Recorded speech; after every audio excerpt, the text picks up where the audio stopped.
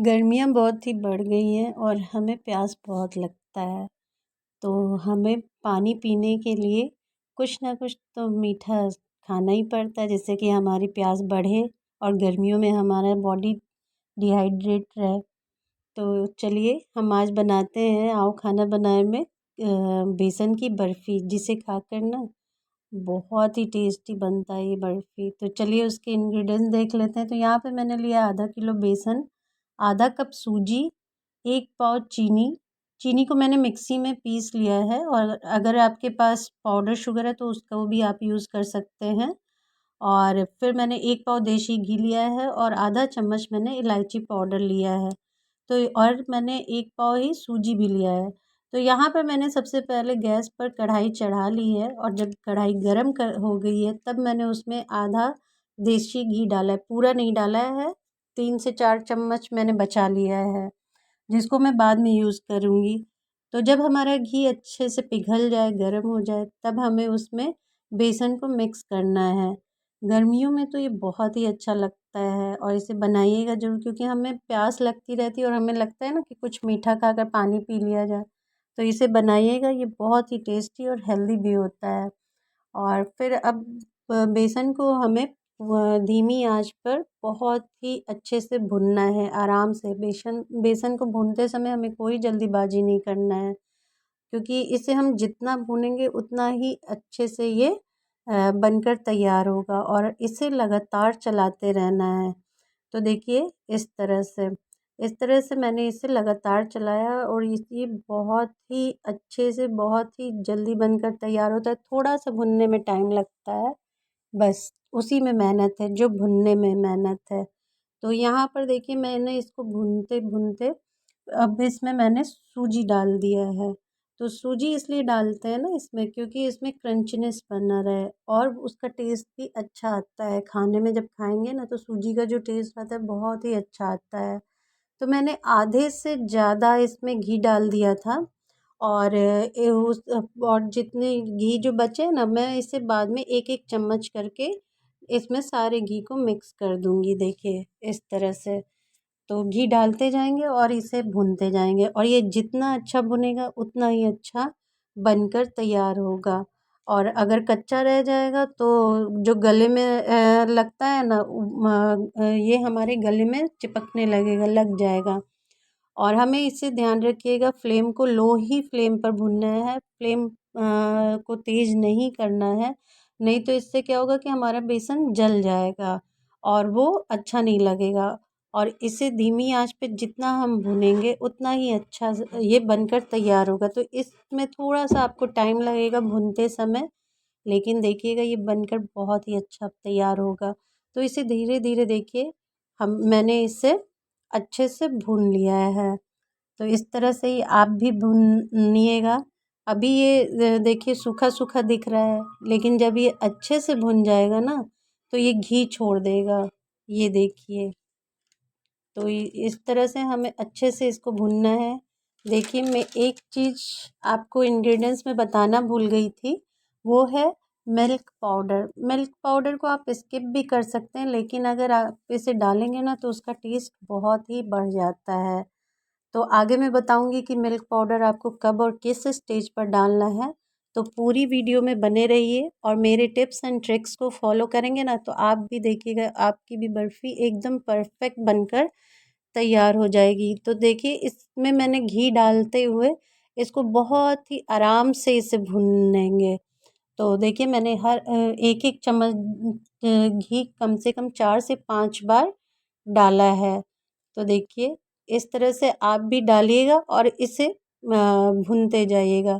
थोड़ा सा भुनने में मेहनत लगता है, लेकिन जब आप कुछ अच्छी चीज़ बना रहे हैं तो इतनी मेहनत तो लगती ही है। आप एक बार इसको बनाएंगे ना तो इसको बार बार आप बनाएंगे, क्योंकि ये बहुत ही टेस्टी लगता है। और टेस्टी के साथ ये बहुत ही हेल्दी होता है, क्योंकि जो बेसन होता है उसमें हाई प्रोटीन मिलता है। तो इसको बच्चों को भी आप खिलाइए, बड़ों को भी खिलाइए, बहुत ही हेल्दी वर्जन है। तो इसको देखिए भुनना है, जितना भुन सकते हैं आप इसको अच्छे से भुनिए, और बाकी कोई मेहनत नहीं है इसमें। तो देखिए मैंने एक एक चम्मच घी डालते हुए भुना है इसे, और ये घी को पूरी तरह से अब देखिए धीरे धीरे छोड़ रहा है।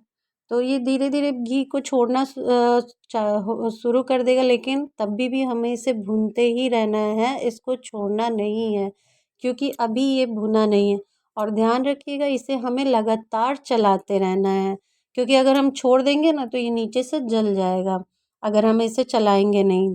तो इस तरह से प्रोसीजर करते करते मैंने 4 से 5 चम्मच घी डाला है, और ये बहुत ही अच्छे से भुना है। और इसको आप जब भुनेंगे ना तो देखिएगा पूरे घर में इसकी खुशबू बहुत ही अच्छी फैल जाती है। तो इसी तरह से आप भी भुनिएगा, जैसा मैं भुन रही हूँ, एक एक चम्मच घी डालते हुए। अगर इस तरह से आप भुनेंगे ना तो आप देखिएगा कभी भी आप कोई गले में जो लड्डू या बर्फ़ी फंसती है ना, गले में लगता है, तो वो आपको नहीं लगेगा, क्योंकि वो भुन जितना भुनेगा उतना ही ये सोंधापन और इसका टेस्ट बढ़ता है। तो इसे लगातार चलाते हुए भुनना है, तभी बहुत अच्छा टेस्ट आएगा। और ये देखिए हमारा घी बेसन जो है भुनकर बहुत ही अच्छे से तैयार हो गया, और एक एक दाना इसका अलग हो गया है और घी भी छोड़ रहा है। लेकिन अभी हमको रुकना नहीं है, इसे थोड़ी देर और चलाना है, जिससे कि खाने में सौंधापन आता है। तो बेसन अब अच्छे से देखिए भुन गया है, और इसका कलर भी देखिए चेंज हो गया है। जो शुरू से अब तक में कितना चेंज हो गया है, एकदम गोल्डन ब्राउन हो गया है। तो जब कलर इसका ब्राउन थोड़ा सा हो गया है और अब सारा घी छोड़ दिया है, अब गैस का जो फ्लेम है उसे हम ऑफ़ कर देंगे, और ऑफ़ करने के बाद ही हमें इसमें इलायची पाउडर डाल देंगे। तो नमस्ते, स्वागत है आपका हमारे चैनल आओ खाना बनाए में। और वीडियो अच्छी लगे तो please like subscribe and share कर दीजिएगा, और इसे बनाइएगा, क्योंकि गर्मियों में हमें प्यास लगती ही लगती है और हमें कुछ खाने का नहीं मन करता है। लेकिन हम जब इसे खाएंगे ना तो देखिएगा, इसको खा के आपको बहुत ही अच्छा लगेगा और बहुत ही टेस्टी बनकर ये लग तैयार होता है। और जब आप इसे एक बार बनाएंगे तो आप इसको ना बार बार बनाएंगे, और मेरे टिप्स और ट्रिक्स के साथ बनाएंगे तो एक नो फेल रेसिपी है। तो इसे बनाइएगा ज़रूर। और देखिए इसे हमें गैस का फ्लेम ऑफ करने के बाद भी छोड़ना नहीं है, लगातार चलाना है, क्योंकि कढ़ाई जो होती है ना वो गर्म होती है, तो बेसन जल सकता है। तो इसमें मैंने 4 बार घी डाला ही है, और जब ये देखिए घी छोड़ देगा तब हमें इसे अच्छे से हल्का ठंडा होने देना है। और मैंने यहाँ पे आपको दिखाया है, वो मैं प्लेट में जिस थाली में मुझे ये डालना है ना उसको मैं घी से ग्रीस कर रही थी। तो इसे देखिए भूनते भूनते जब ये हल्का ठंडा हो गया तब मैंने इसमें चीनी अच्छे से मिक्स कर दिया है, और फिर उसके बाद इसको चलाना है हमें। तो यहाँ पे देखिए जब चीनी अच्छे से मिक्स हो गया है, हाँ, यहाँ पे 250 ग्राम ही चीनी नहीं लीजिए, अगर आपको ज़्यादा मीठा खाना पसंद करते हो तो आप ज़्यादा डालिए, और कम मीठा डालना पसंद करते हैं तो कम डालिए। तो आप अपने हिसाब से चीनी की क्वांटिटी कर सकते हैं। और ये मैंने यहाँ पे 3 चम्मच मिल्क पाउडर डाला है इसी स्टेज पे। जब और ध्यान रखिएगा हमारा गैस का फ्लेम ऑफ होने के बाद ही हमें इलायची पाउडर, मिल्क पाउडर और चीनी तीनों को डालना है, और इसे अच्छे से मिक्स करना है। अगर आप चाहें तो मिल्क पाउडर को स्किप भी कर सकते हैं, क्योंकि बेसन की बर्फ़ी तो ऐसे भी बहुत अच्छी लगती है, लेकिन अगर आप इसे डालेंगे ना तो ये इसका टेस्ट आप देखिएगा बहुत ही ज़्यादा अच्छे से बढ़ जाता है। तो आप इसे भी स्किप भी डाल भी सकते हो, और अगर नहीं डालना है तो मत डालिए। मेरे पास तो रहता है तो मैं इसे डालती हूँ। तो गैस का फ्लेम देखिए ऑफ करके ही मैंने सारी चीज़ों को डाला है, इसे ज़रूर ध्यान दीजिएगा। और अब बेसन को अच्छे से हम जो थाली को मैंने ग्रीस किया था उसमें अच्छे से इसमें फैला लेंगे, जितना मोटा या पतला आप चाहते हैं उसी के हिसाब से आप सेट कर सकते हैं। तो बेसन की बर्फ़ी गर्मियों में बहुत ही अच्छी लगती है। जब गर्मियों में हमें प्यास लगती है तो इसे खाकर पानी पीजिए, ये बहुत ही बेस्ट ऑप्शन होता है। बच्चों को या बड़ों को दीजिए, क्योंकि इसमें हाई प्रोटीन तो होता ही है, हेल्दी भी होता है, टेस्टी भी होता है। अब इसमें आप अपना मनचाहा ड्राई फ्रूट्स काट कर डाल सकते हैं। मैंने इसमें काजू और बादाम ही काटा है। आपको जो ड्राई फ्रूट्स पसंद हो उसे आप इसमें डाल दीजिए, और फिर बेसन के ऊपर इसको सजा दीजिए। अगर आप डालना चाहते हो ड्राई फ्रूट्स तो डालिए, नहीं तो ऑप्शनल है, नहीं भी डालिए। बेसन की बर्फ़ी तो वैसे भी बहुत अच्छी लगती है और बहुत ही टेस्टी लगती है। तो देखिए, इसको मैंने काट लिया और इस के ऊपर मैं ऐसे सजा दूँगी अच्छे से।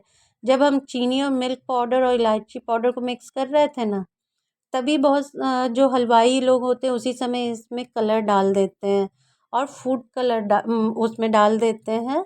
अगर आप चाहें तो आप यूज़ कर सकते हैं, मैं नहीं यूज़ किया है क्योंकि मुझे ऐसे ही बहुत पसंद है मेरे फैमिली को। अब देखिए, ड्राई फ्रूट्स को मैंने स्पैचुला की हेल्प से थपथपा देंगे और इसे ठंडा होने के लिए रख देंगे। जब ये ठंडा हो जाएगा तो इससे हम मन चाहे शेप में काट देंगे। चाहे तो आप इसे बर्फ़ी के शेप में काटिए, चाहे आप स्क्वायर शेप में काटिए। तो लीजिए, देखिए हमारी बर्फ़ी देखिए कितनी सुंदर बनकर तैयार है, एकदम गोल्डन और बहुत ही टेस्टी। आप इसे मेरे ही तरीके से बनाइएगा, देखिएगा ये बहुत ही टेस्टी बनकर तैयार होता है। और इसकी सेल्फ लाइफ 1 महीने तक है। इसे अगर आप बनाकर फ्रिज में रखेंगे तो 1 महीने तक रख सकते हैं और अगर इसे आप बाहर रखेंगे तो 10 से 15 दिन तक रख सकते हैं। तो ये देखिए मेरी बर्फ़ी कितनी सॉफ्ट बनकर तैयार हुई है और ये देखने में भी आपको जैसा कि स्क्रीन पर दिख रहा होगा एकदम सॉफ्ट, इतनी अच्छी और इतना टेस्टी बनकर ये तैयार हुआ था। आप भी इसे बनाइएगा ज़रूर और लाइक, सब्सक्राइब एंड शेयर करिएगा और पूरी वीडियो देखने के लिए